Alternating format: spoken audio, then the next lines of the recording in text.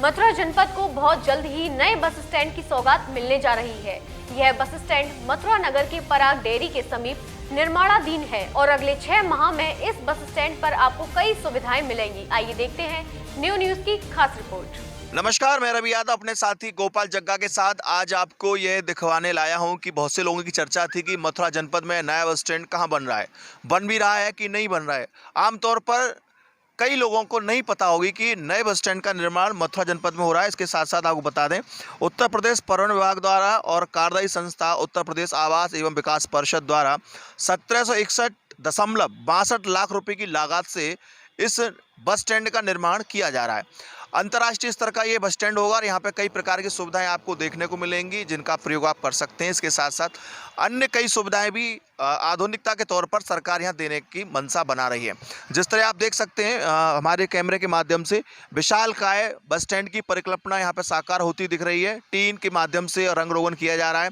एक बहुत बड़ी विशाल बिल्डिंग है और एयर कंडीशन वाला पूरा ये बस स्टैंड होगा। सारे ऑफिस इसके अंदर रहेंगे, सुलभ शौचालय वगैरह सब सुविधाएं रहेंगी। इसके साथ साथ कई जनपदों की कई डिपो की बस भी यहाँ पर रहेंगी और उन बस के रुकने का स्थान यहाँ पर रहेगा जहाँ से आप अपने गंतव्य पर जा सकते हैं। आमतौर पर देखा गया है कि मथुरा जनपद में नया बस स्टैंड जो कि भूतेश्वर से आगे की तरफ पड़ता है और पुराना बस स्टैंड जो जर्जर हो चुका है, तो नए बस स्टैंड जो इस वर्तमान में उसकी वजह से शहर भर में जाम लगता है। इस स्थिति को समझते हुए उत्तर प्रदेश सरकार द्वारा यह निर्णय लिया गया कि एक नए बस स्टैंड की परिकल्पना साकार की जाए और बड़े रूप में विशालकाय रूप में बनाया जाए।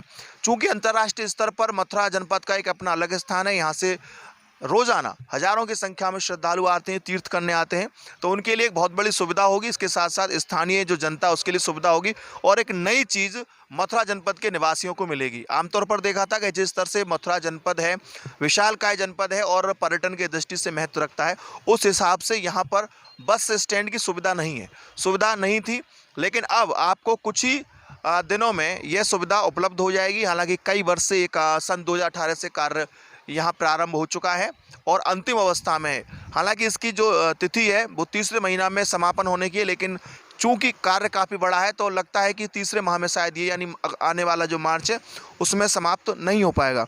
अंदर की ओर चलेंगे, अंदर की ओर जानने का प्रयास करेंगे कि इस बस स्टैंड में क्या क्या सुविधाएँ हैं और क्या क्या हमको मिलेंगी।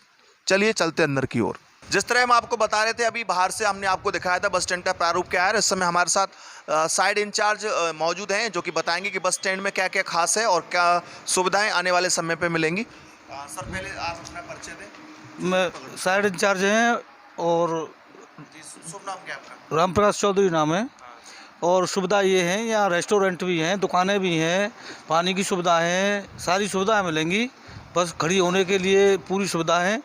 जन्माष्टमी पे यहाँ कम से कम 500 बस खड़ी भी होनी है, ये पहले से तय कर रखा है विभाग ने। तो इस बार जो जन्माष्टमी मनेगी, ये थोड़ी सी गौर करने वाली बात है कि इस बार जो जन्माष्टमी मनेगी, हाँ, गोवर्धन जो मुड़िया पूना, हाँ, मुड़िया पूनों का ये टारगेट है सरकार का कि यहाँ पर 500 बस खड़ी होनी चाहिए और ये सरकार ने लक्ष्य दिया है।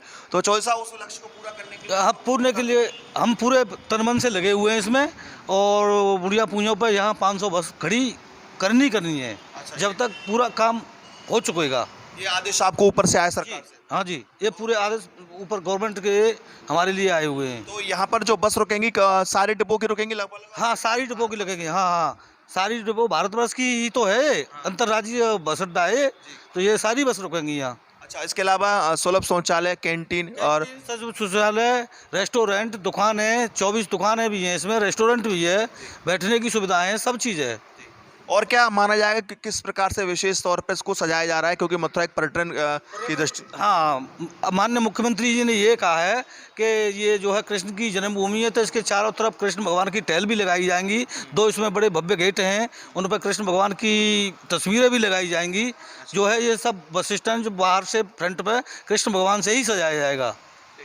अभी मैं चॉइस आप बताए तो उसका थोड़ा विश्लेषण कर दूं मैं कि उत्तर प्रदेश सरकार के मुख्यमंत्री योगी आदित्यनाथ का ये मानना है कि भगवान कृष्ण की नगरी है, तो आपको बस स्टैंड के चारों ओर भगवान श्री कृष्ण की रासलीलाओं की तस्वीरें मिलेंगी। इसके साथ साथ अन्य जो भी धार्मिक क्षेत्र ब्रज क्षेत्र है उनकी कलाकृतियाँ आपको देखने को मिलेंगी। इसके साथ साथ टाइल्स देखने को मिलेंगी।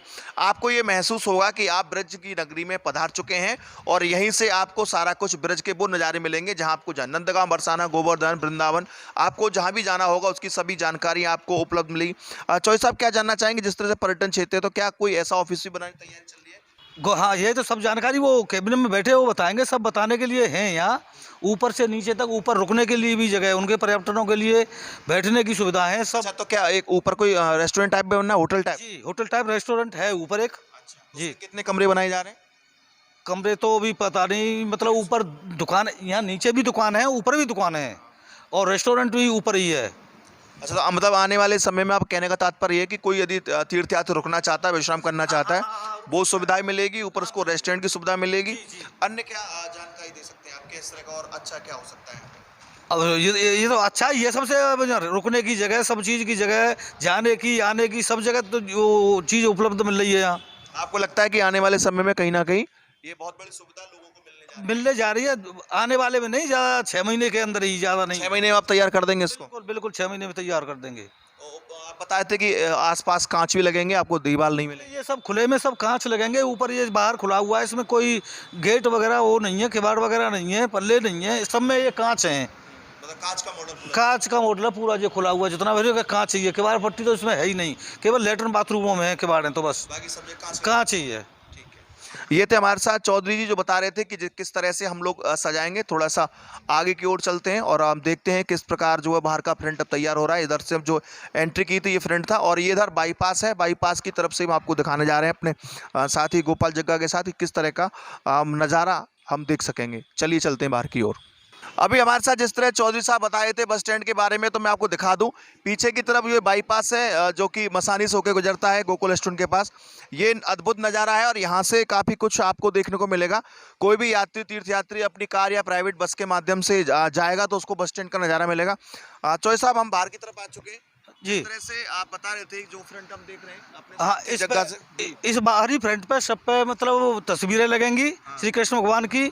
जैसे ओवरब्रिज से जो लोग जाएंगे सब देखते जाएंगे, बड़ी सजावट अच्छी होगी। लाइट की सुविधा वो है बहुत बढ़िया, कि यहाँ कोई भी सुई भी डाल दोगे वो भी रात में दिखाई देगी। अच्छा। हाँ जी, ये लाइट की सुविधा है, चारों तरफ ये लाइट की सुविधा है, ये है वो है वो है, इसमें बड़ी बड़ी लाइट लगेंगी, सब यहाँ एक एक रात में दिखाई देगा। हैलोजन मास्क जी, वो जो उसमें होती हैं, जो क्रिकेटर खेलते हैं, वो बड़ी लाइट लगेंगी इसमें। Mask light. हाँ जी जी जी, अभी चौधरी साहब बताए थे कि यहाँ पर इतनी रोशनी, दूधिया रोशनी रहेगी कि यदि कोई सुई भी गिरेगी तो आपको मिल जाएगी।